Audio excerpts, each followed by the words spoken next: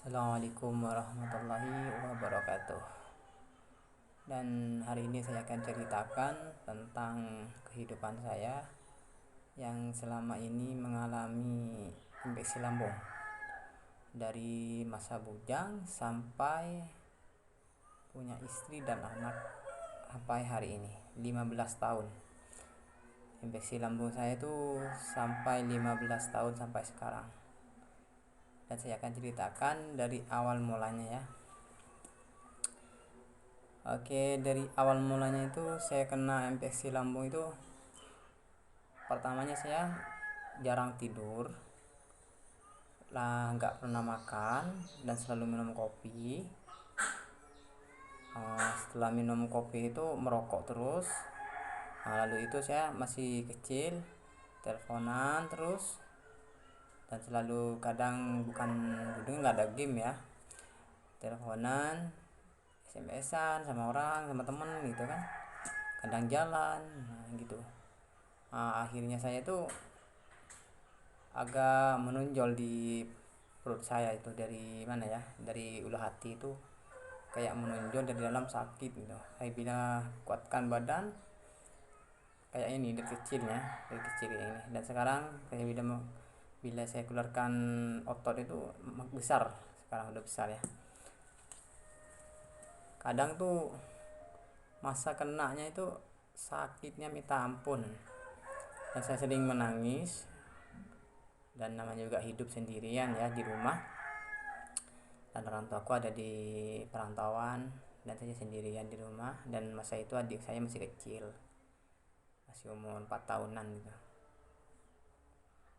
Dan sampai masa itulah saya sering, bukan ke dokter sih, sering saya tuh dulu sering ke dokter rumahan gitu, dibilang emah katanya, dicek dari tangan yang pakai apa itu ya, yang mini itu, cek mini, katanya mah di apa ya, disuntik, dikasih obat. Setelah kasih obat itu nggak ada rasa efeknya, nggak ada efeknya, kayaknya di ulu hati saya tuh kayak orang mana ya, kayak orang nekan dari dalam gitu, nekan terus-terusan kayak gitu kan. Dan saya itu sudah nggak betah, dan saya tidak tahu, kata orang ada juga yang dari mulanya itu dari apa ya, ulah manusia juga katanya, 15 tahun.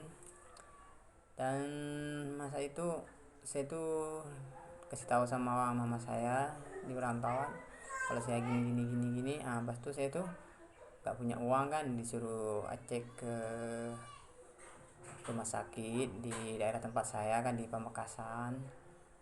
Lalu itu saya cek di rumah Pamekasan itu, saya minta tolong sama orang, disuruh daftarkan lalu saya biar cepat itu kan. Pas itu saya cek ke sana, lalu itu saya kena sudah infeksi lambung karena saya nggak makan, cuma minum kopi, merokok hari harinya kan, jarang tidur, tidurnya kadang hampir subuh gitu kan, kadang ngobrol sama temen teman ke rumah gitu. Setelah itu dan saya bermacam-macam obat saya lakukan, berobat ke dukun sudah, berobat ke setiap dokter-dokter perumahan sudah, tapi efeknya itu sedikit-sedikit aja. Lepas itu saya berpikir mungkin ini juga karena kehidupan saya dan dosa-dosa saya. Lepas itu saya sering apa ya, melakukan sholat malam dan coba membaca yasin sampai 7 kali, 3 kali untuk sembuh dari penyakit itu. Saya tuh menangis sampai di tengah malam sama yang kuasa. Jadi semacam itu, lama-lama kelamaan kayak keringanan sih, ringan ringan ringan.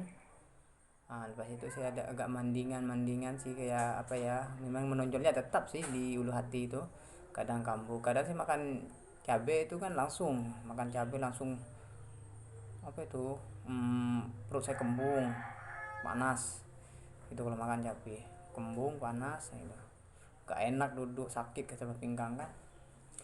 Muntah mual juga ada.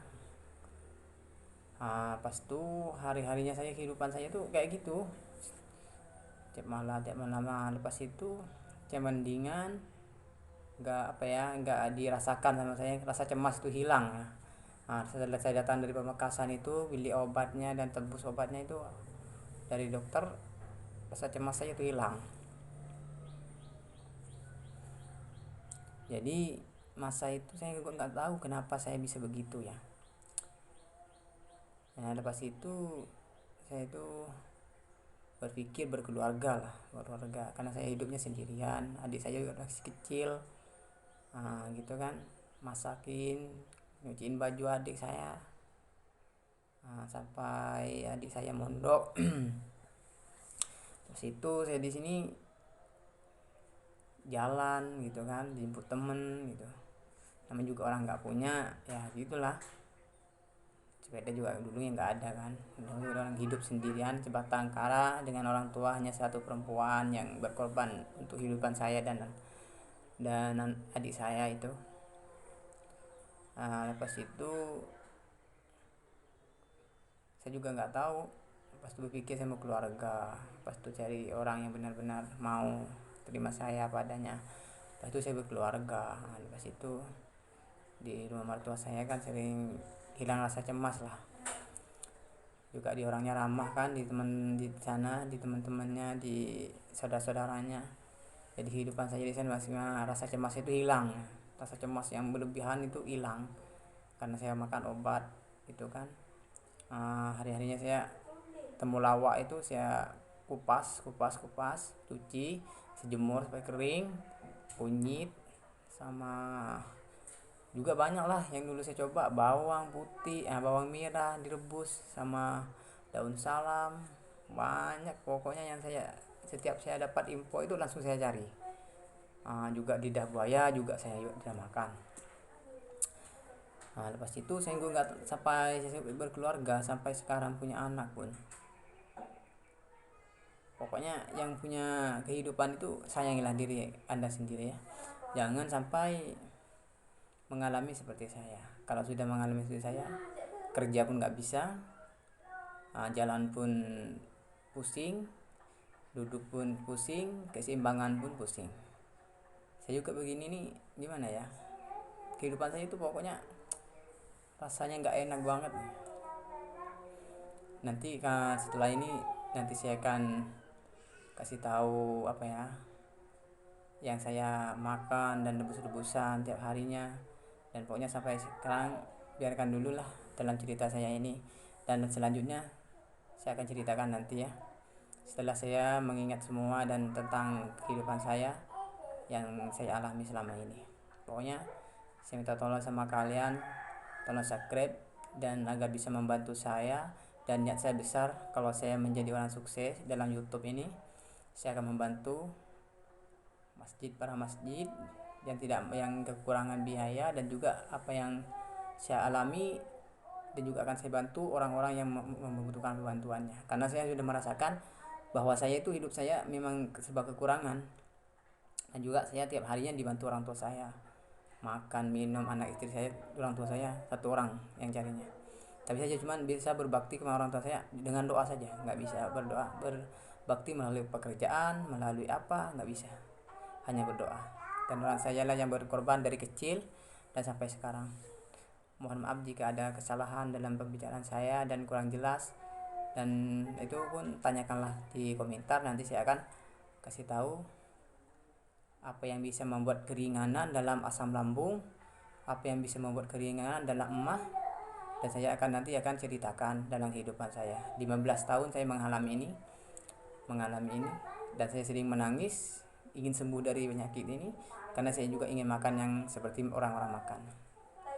Dan semoga Allah selalu melindungi kalian semua dan juga melindungi semua keluarga saya.